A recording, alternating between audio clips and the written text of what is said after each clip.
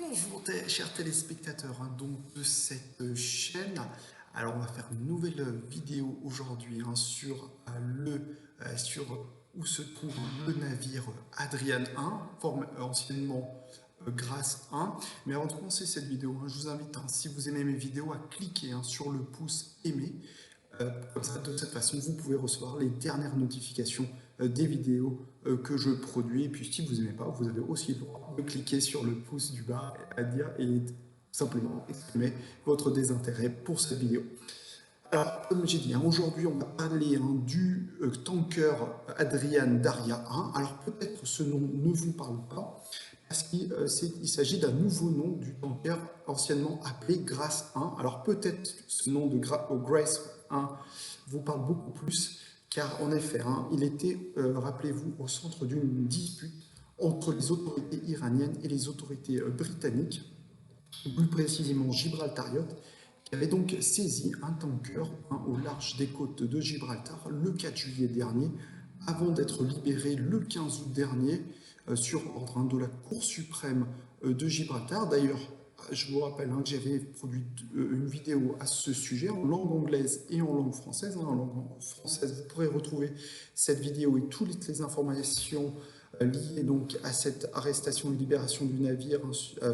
La vidéo est intitulée Est-ce que le Grace 1 va quitter Gibraltar? Et en anglais, Will Grace 1 leave Gibraltar? Donc vous pouvez retrouver ces vidéos et comme ça, vous aurez donc tout, si vous voulez, toute l'étendue d'informations nécessaires pour comprendre cet épisode à la fois géopolitique, comme je disais, dans la vidéo intitulée de cette façon, et juridique. Donc c'est très intéressant, vous aurez toutes les informations.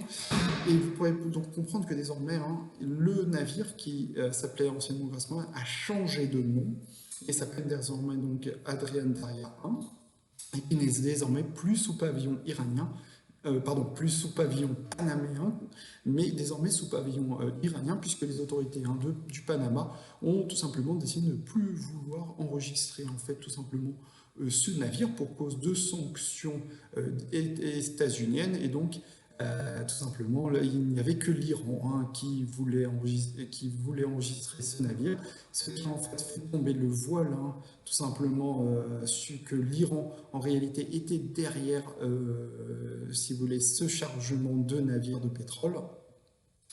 Et que donc c'était en fait toute la manœuvre des autorités états-uniennes de démontrer que en réalité ce navire panaméen qui serait à destination de la Syrie aurait en réalité aurait comme intermédiaire les gardiens de la révolution iranienne. C'est donc pour l'instant réussi de la part des autorités américaines d'avoir fait tomber le voile.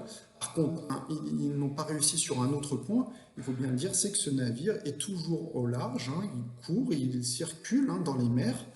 Alors, depuis le 15 août, qu'est-ce qui s'est réellement passé? Donc, il a exactement quitté le 18 août dernier les côtes de Gibraltar. Ensuite, d'après Refinitiv, donc cette société qui traque les navires en mer, il aurait été à destination de la Grèce.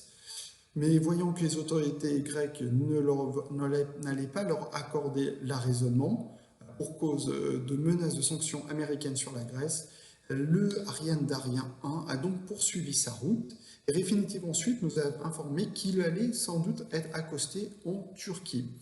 Les autorités turques ont agi de la même façon que les autorités grecques, ayant peur de représailles américaines, ils n'ont pas accordé donc l'arraisonnement du navire.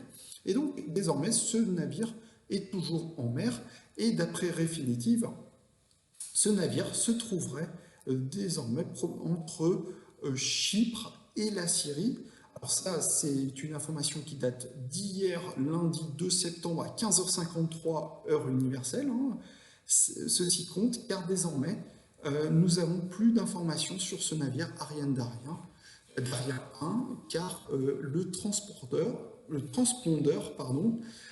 peut-être ce terme ne nous est pas familier, ne l'était pas, moi je peux vous rassurer. Il s'agit en fait, si vous voulez, d'un appareil de télécommunication qui est utilisé pour envoyer les signaux. Et désormais, il n'y a plus de signal de ce navire, n'ayant coupé justement donc cet appareil de télécommunication qui est le transpondeur. Vous voyez, j'ai du mal aussi à le prononcer. Et donc, désormais, on ne sait pas exactement où se trouve ce navire et qu'est-ce qu'il fait, et pourquoi d'ailleurs a-t-il coupé son transpondeur. Alors, ce qu'on voit, c'est qu'il est quand même pas très loin des côtes syriennes. Et je vous rappelle que justement la Cour suprême de Gibraltar avait libéré ce navire sur la base d'assurances écrites, semblerait-il, que ce navire n'irait pas en Syrie, puisque je vous rappelle qu'il avait été arraisonné par les autorités gibraltariotes sur la base des sanctions européennes contre la Syrie, notamment contre la raffinerie de Banias, qui avait été prise par, par les autorités de la européenne en 2011 pour ne pas évidemment aider le régime syrien dans sa guerre absolument criminelle, il faut bien le dire, contre les opposants syriens. Et donc, à partir de là, les autorités gibraltariennes ont agi sur la base de ces sanctions. Et donc, désormais, et c'est là tout l'exercice de prospection de cette vidéo, c'est que va-t-il advenir de ce navire, comment vont agir les autorités américaines, voire même israéliennes, car pour les deux pays, les gardiens de la révolution iranienne, qui donc seraient l'intermédiaire dans le chargement de cette livraison, est une organisation terroriste. Et donc, comme l'a rappelé le département d'État des États-Unis, toute entité qui apporterait son soutien aux gardiens de la révolution iranienne serait donc complice, je cite, de terrorisme. Et donc, à partir de là, il convient de savoir qui est en fait le destinataire de ces navires, de ces barils de pétrole. Il faut quand même savoir que les autorités iraniennes ont admis la semaine dernière qu'ils ont vendu ces barils de pétrole sans révéler le nom de cet acheteur. En tout cas, ce qu'on peut peut-être émettre comme hypothèse, c'est que peut-être, peut-être que les États-Unis, Israël, pourraient justement bombarder soit le Ariane 1 ou le navire qui pourrait être le récipiendaire de cette marchandise par le biais d'un transvasement des barils. Il semble la détermination des États-Unis dans cette affaire et peut-être même d'Israël est telle qu'on pourrait voir une escalade militaire de la part des États-Unis pour éviter que ces barils de pétrole arrivent en Syrie. Il faut quand même rappeler qu'il y a actuellement 2 100 000 barils sur le navire Ariane 1. Ceci représente, j'ai fait un petit calcul, 2 millions de barils fois le prix du pétrole, 57 fois 8, 80, cela donne 121 millions d'euros au prix du marché. Donc ce n'est pas une mince affaire financière. Dans le contexte d'une disette budgétaire et économique en Iran qui prend une ampleur très importante, puisque l'Iran n'exporte quasiment plus rien au niveau international, et donc désormais on voit bien l'enjeu que représente l'Ariane 1, non seulement d'un point de vue économique et budgétaire, mais également d'un point de vue géopolitique. Et donc, on peut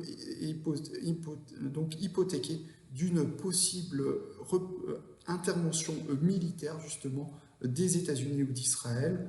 Et donc, il sera peut-être intéressant de voir si, justement, l'Ariane 1 ne sera pas, si vous voulez, le grain qui pourrait faire déraper, si vous voulez, les tensions actuellement dans la région, qui sont très visibles, entre le Hezbollah et Israël, et de façon générale entre Israël et les milices paramilitaires chiites, et également entre les États-Unis et l'Iran, pourrait faire donc dérailler toute cette tension régionale, peut-être en guerre. C'est ce qu'on verra peut-être dans les prochaines heures, et on suivra évidemment très attentivement justement ce qui va advenir des barils de pétrole qui sont actuellement dans les Ariane 1. On fera d'autres vidéos à ce sujet.